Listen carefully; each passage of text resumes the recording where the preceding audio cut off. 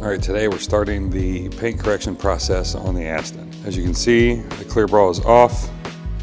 There's actually a nice little line where it's pretty decent below the line, and then above the line, that's where it took the years of abuse. Driving daily, I believe the guy said 40,000 miles over the last 4 years, so he got to enjoy it.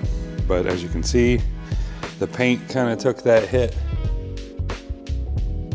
So that's what we're going to correct today. We're going to go through clay bar decontamination, start the cutting process, kind of start dialing that in, and we'll show you some of the during and after, see where we end up. Coop's working on claying it and getting the contaminants off. This one's not too bad, but show him the clay bar, Coop. Let's see what's coming off of there.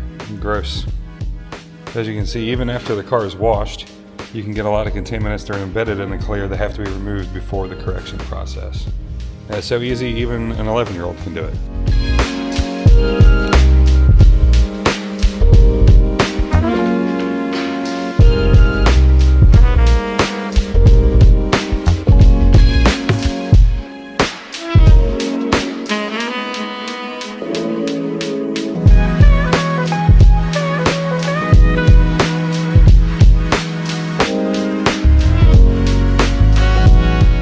See, we are making some progress.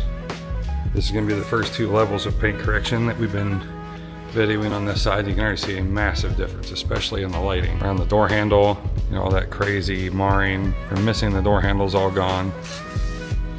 Solid reflections throughout. So now we just have 90% of the car left to go. So you can see how bad it was up here on the fender. We still got to do all this. Then final polishing. Then we'll get it outside to check everything.